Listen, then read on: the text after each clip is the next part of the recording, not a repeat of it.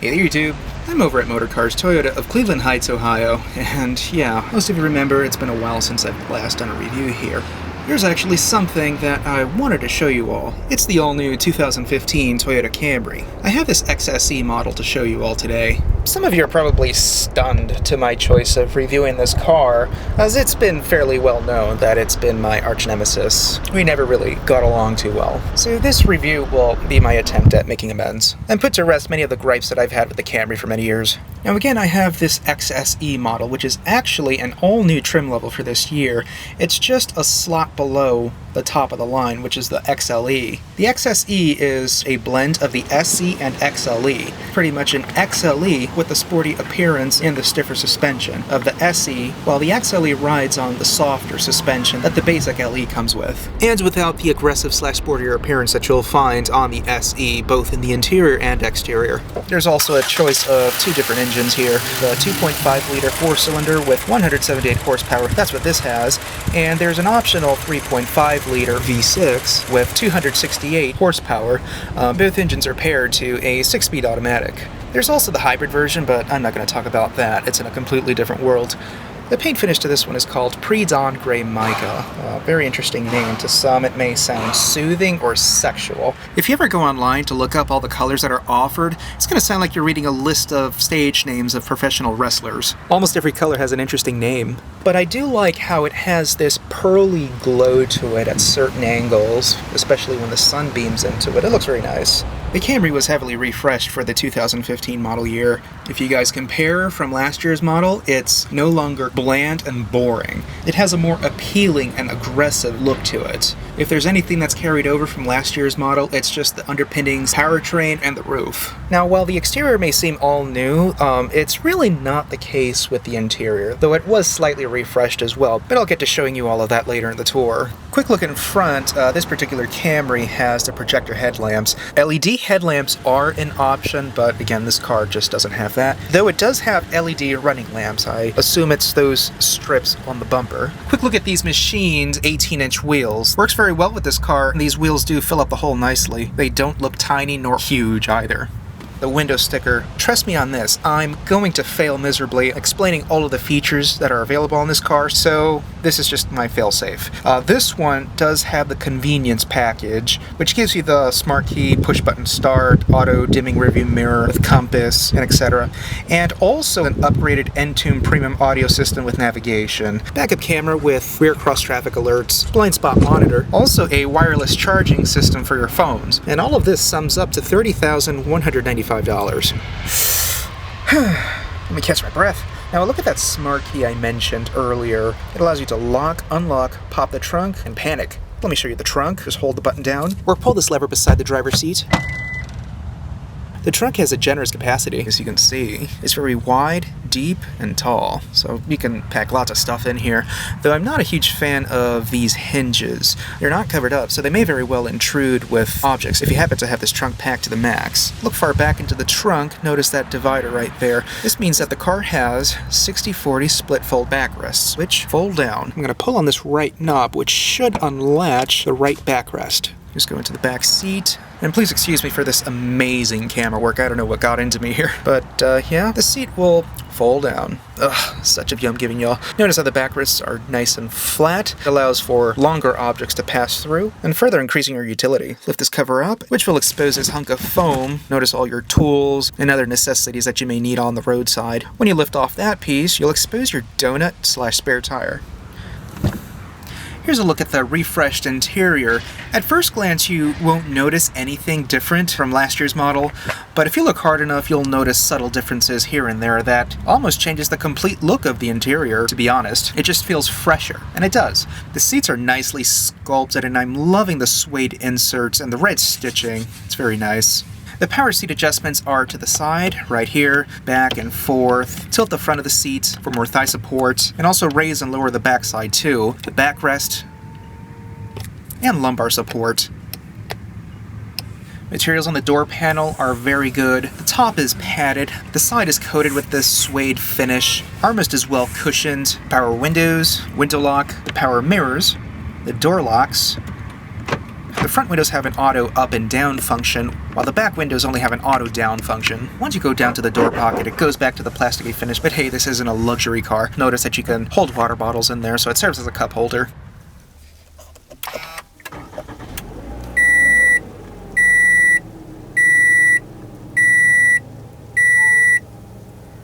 The overall layout and design of this interior first made way with the 2012 Camry, but again, for this year, a few changes were done here and there, and in my opinion, it's amazing that so little was done to the interior, yet it feels so much better. Most noticeable changes is the instrument cluster, center stack, and center console. Those three things are all new. Fit finish and the choice of materials used throughout this interior is also improved. The dashboard is padded and it has a nice finish to it. It doesn't feel cheap. I love the red stitching off the edges. Helps add consistency to the interior. This upper portion is on the plastic side, but so what? Over to the passenger side where the airbag is, it returns to the padded surfaces. To open the glove box, just push this button. It drops open. It won't slam your knees. Fit quite a few things in here. By the way, the lid is also padded.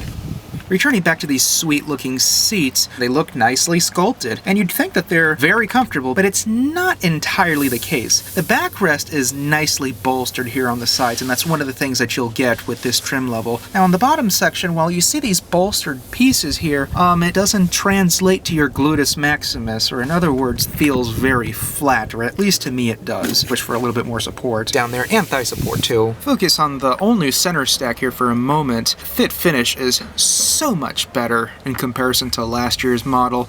With the older car, you were able to pull everything apart as if it were a puzzle. Here, take a look at an old video I posted years ago. Everything just pulls apart so easily. It's just outrageous that you could pull things off with your fingertips with no effort at all.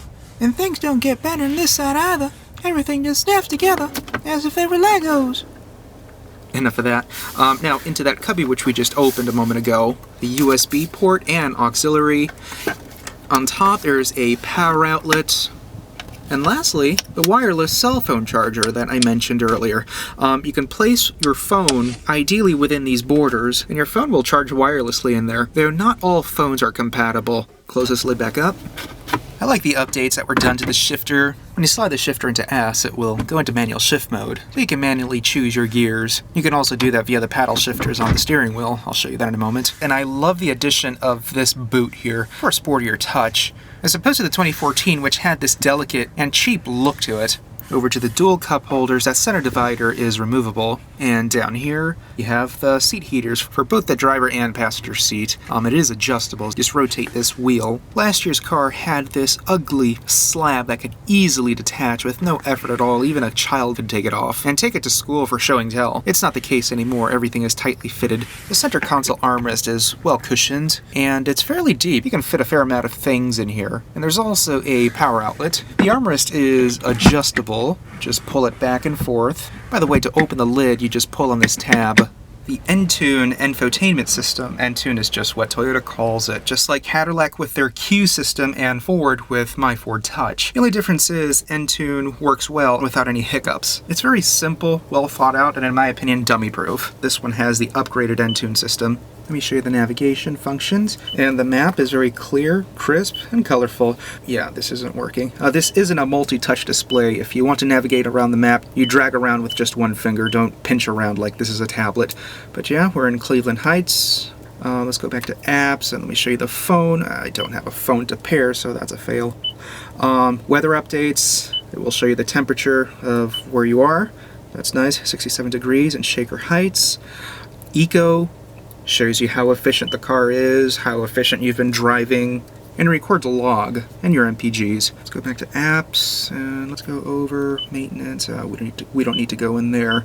This just wraps back around. So yeah, this is everything right now. Now let me go to the home screen, and notice the two quadrants. To the right you have the nav screen, and in the lower corner the phone. There's two quadrants, but you can have three. There's nothing going on right now for there to be a third quadrant, but let's turn on the radio. Let's get the FM going. Whoops. Not supposed to play music. But yeah, once we go back to the home screen, now we have that third quadrant. So it's very nice. Everything is very customizable, but let me show you the XM satellite radio. Whoopsies again. BPM, alright. favorite station. That's how the XM satellite radio works. I guess there's a free trial on this car. Up above you have the slot for your CDs. And let's not forget this thing has HD radio, Bluetooth, and etc. Pull this tab out and we'll find a little media card in there, an SD card. You can store music and whatnot on that thing. What exactly is this? Not sure what's on here, but let's put that back. Bit of a struggle. Alright, this is the dual zone automatic climate control. Right now it's synced on both sides, so the driver has complete control of the temperature here. There's the fan speed, hazards. Everything's very simple. Up next, the steering wheel. There's lots to say here. I love how grippy it is. It's very thick. Love the side bolsterings and the red stitching. Paddle shifters are right behind it. Very easy to tap, both for upshift and downshift. The volume controls for the infotainment system. You can navigate your way on what's on the infotainment screen from here. And on the other side, here are the hands-free controls. You use this navigation pad here to control a little LCD screen that's within the instrument cluster. And please excuse me again, I also failed at showing you a demo of how that works in this car, so...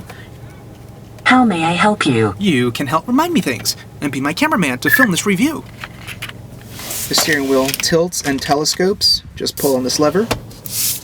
Goes up and down, and telescopes. Yeah. Lock that back up. Intermit speed wipers. This is where you control the delay. Here on the turn signal stock, this is the headlamp. You have an automatic function. Turn signals. And this is the cruise control little lever that's been positioned there in Toyota vehicles since the early 90s. Stability and traction control. And this is for the blind spot monitor. You'll hear it activate. See that little yellow light right on the mirror. And this little cubby here, I guess a little coin holder. Would have wished it were tensioned. Just hate how it just drops open. If there's any fit-finish issues within this interior, it's just here on the A-pillar. This cover just doesn't mold nicely along the headliner. You see gaps here. But at least on the passenger side, it's nice and tight. That's how it should have been in both sides, but fortunately it's not the case. The headliner is on the rough side. It's not really what you'd want to call padded, but at least the headliner won't ever sag. Here are the reading/map lights. Interior lighting on and off switch, and this is for the door, so the lights come on when you open the doors. The HomeLink garage door opener, and this is a pouch for your sunglasses or reading glasses. This is for the sunroof. Slide it open. And to close it, it's just self-explanatory. On the other side, to tilt it, it's a separate button for that. And the shade. But we're going to leave that open just to allow more light in here. The sun visor is very thick. It's not what you'd want to call padded, but it feels very sturdy. Here's a shade which you can slide out, mirror, and vanity light. Let me show you how that shade works. You need to flip out the sun visor, and that's how the shade comes in handy. The O-crap handle is damped so it won't slam back up. And here's the optional automatic dimming rearview mirror, and there's a little compass. Very difficult to focus on that, sorry. So let's check out the back seat. There's the door panel.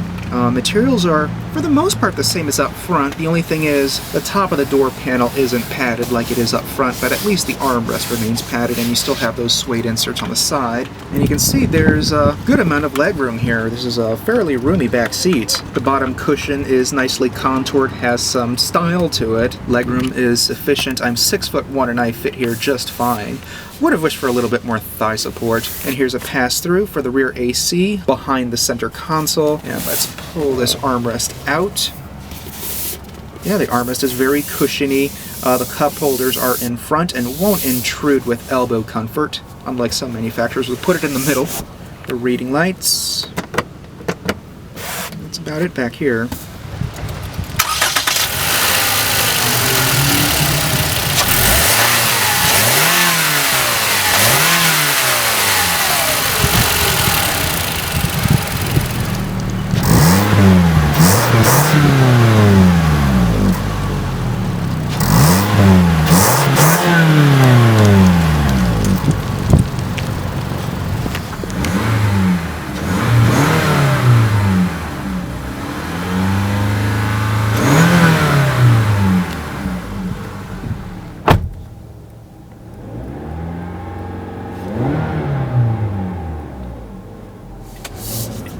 2015 Camry, here we go. I've been driving this thing for a little bit over an hour, and I've put about 11-12 miles into it. The car just drives like a Camry. I've never driven the older generation, the 2012 to 2014 model, but plenty of the 2007 to 2011 models. And comparing to that generation, I really don't feel much of a difference at all. At least driving between 25, 35 miles an hour, there's really nothing that strikes me. This is still the smooth, soft, and docile Camry that we've all come to know. This one has the stiffer suspension, does a good job absorbing bumps, and this is one hell of a bumpy road that we're in. The 6-speed automatic does a great job shifting from 1 through 6. Driving normally, when it shifts to first, second, you'll feel the thing jump a few gears just to keep the revs low. In return, you'll have better fuel economy. The 2.5 liter engine really does an adequate job moving this Camry around. Really, it's the same engine from the 2010 model. Very little changes since then. Would have been nice for some change, you know, a more substantial horsepower increase. It's also the same situation with the V6 model, the 3.5 liter. Horsepower has, for the most part, remained identical. It doesn't have a whole lot of horsepower either, but it's a substantial power increase. Really does make the difference. Oh, 20 mile per hour speed limit. It's a school zone. And you know what the speed limit is when the school zone is done? 25! Yay! 5 miles per hour more. Oh gosh, this area is a joke.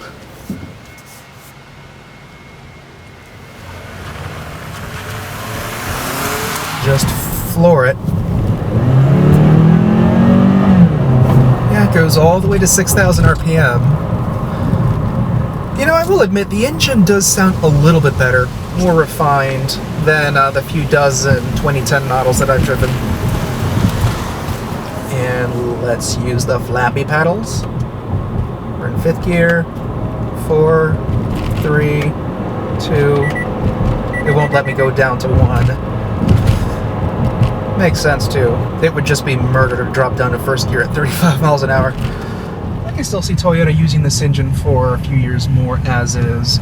They really have avoided turbocharging their engines, I guess to maintain the mechanical simplicity that they forever had. Competitors to the Camry offer turbocharged engines, 4-cylinder engines, and no V6 option. The Ford Fusion is the biggest one. Hyundai Sonata too. So if you're an owner of the 2012 to 2014 generation and you're thinking of upgrading, I recommend holding off and just save your hard-earned dollars, because the biggest difference here is just the exterior design. The interior is for the most part identical, just a few minor differences that you won't instantly notice. Again, the noticeable difference is the center stack, but overall everything is the same. Would I recommend the Camry? Yes. If you own the 2007 to 2011 model, then yeah, it's a worthwhile update. Much better overall car in my opinion. Interior and whatnot is so much better. But if you own the previous generation, hold on. It's just more of a refresh. But again, if you're looking for something in this segment, just add the Camry to your list. It's finally a more appealing car. And when you own a Camry, you're bringing home reliability, simplicity, and excellent resale value, because once you're ready to get rid of the car, you'll get most of your money back, so that's always a nice thing. The Camry is the perfect family car. If you happen to be in the Cleveland area and you're in the market for a brand new vehicle, come on down to Motorcars Toyota of Cleveland Heights, Ohio. This place has a huge selection of new and pre-owned vehicles. Get in touch with Ray Richards. He'll be more than happy to hook you up with this very Camry, any new Toyota or pre-owned vehicle on this lot. Purchase a new Toyota from Motorcars and it will come with a free lifetime powertrain warranty. So if the engine to your car decides to not be an engine anymore, they will knock sense back into it so it would perform like an engine again, at no cost to you. And by the way, check out my Facebook fan page. I have a Twitter and Instagram account. Links to that are within my channel and in the video description below. So anyways, YouTube, thanks for watching again, and hope you enjoyed this review.